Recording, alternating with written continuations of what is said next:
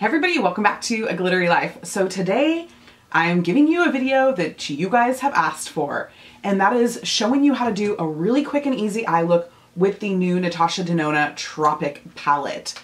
For this look, I used some of my favorite colors out of the palette, and if this looks interesting to you, or if you're wondering how to use your Tropic palette, or if you're on the fence about whether you want to get it, then keep watching. I do want to mention what is on my lips because I was wearing this in some previous videos and you guys were all going crazy about it. It is one of the Jouer liquid lips and it is Citronade Rose. I will link that down below. Mine is from Beautylish.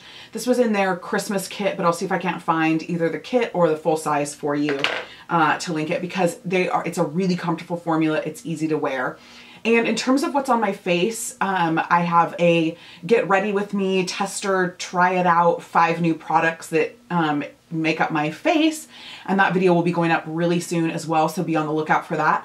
If you're new, welcome, please subscribe. If you have been around for a while, or if you're not seeing my videos pop up in your feed, because I am uploading more regularly now, hit the notifications bell so you don't miss anything, because YouTube is doing some funny business. And if you want to see more videos like this, or you want to see more looks with the Tropic palette, go ahead and thumbs up this video. Or if you're just part of the thumbs up squad, give me that thumbs up. It's like giving me a little cyber hug and telling me how happy you are that I am uploading more regularly. So here we go with this look. So I'm going to go ahead and prime my eye with the Givenchy Ombre Couture in Rose Dente. I love these little cream shadows. You know, if you like to use a regular shadow primer, go ahead. In fact, I recommend the one from NATASHA DENONA. I think it's really fantastic. But I wear this a lot by itself. It's such an easy eye look to do, and it's really pretty. It's not quite as dense or opaque as the Painterly Paint Pot, which I've definitely am a huge fan of from MAC that I've used for years. But this just gives like a really pretty kind of like neutrally rose base, which is perfect for the look that we're about to do. So taking my Tropic palette, we're going to start with Vintage Rose.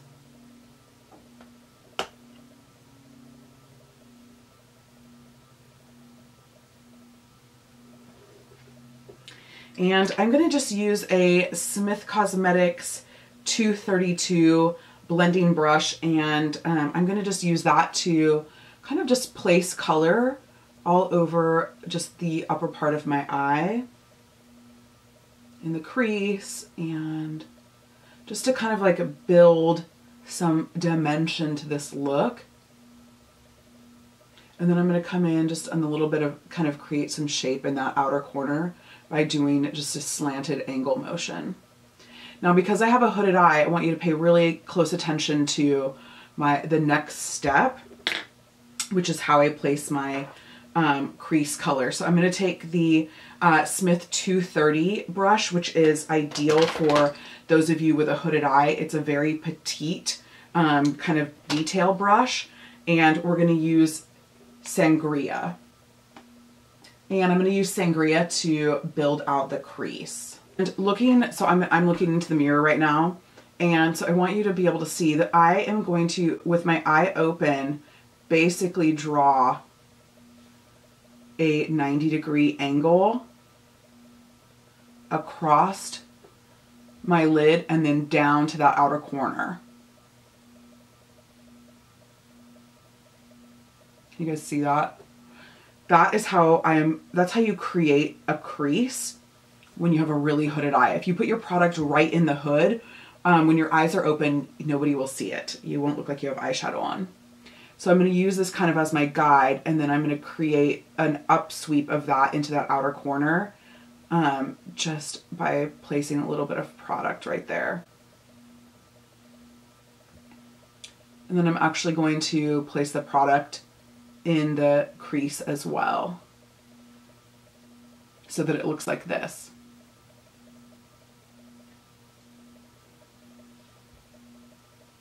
And coming down a little bit into that outer corner on the lid. Now I'm going to come back with my Smith 232, and I'm going to just blend, just getting everything nice and soft and blended.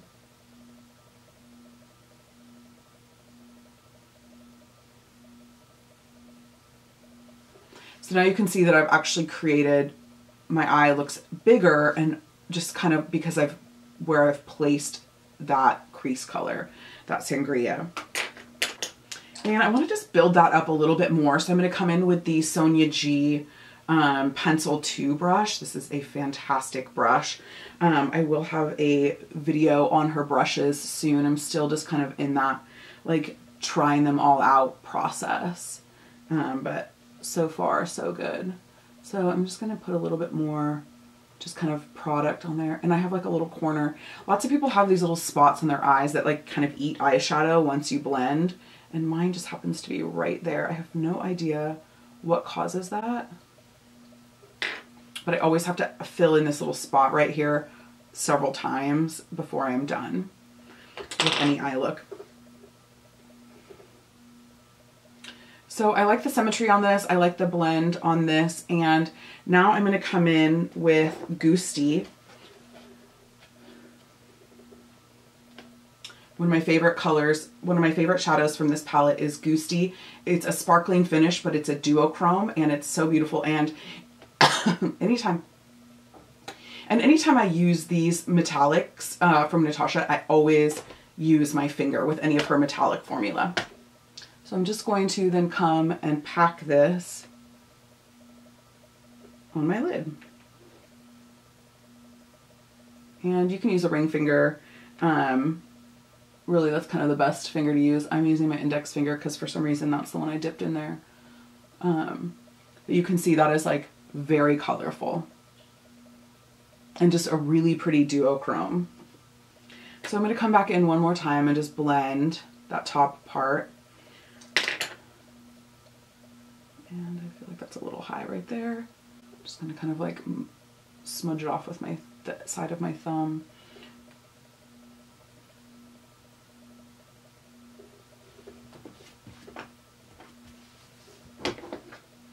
And my last step for this eye look to get maximum duochrome sparkle is to come in with limoncello right here. Also with the finger and just popping it right into that inner corner.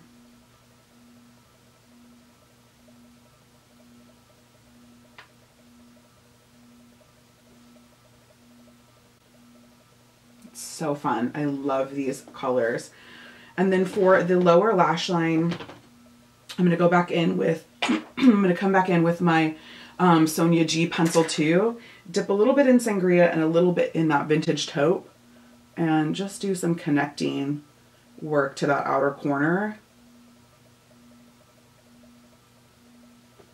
And I'm going to run over that with Fake Tan just to blend it. So Fake Tan is right there.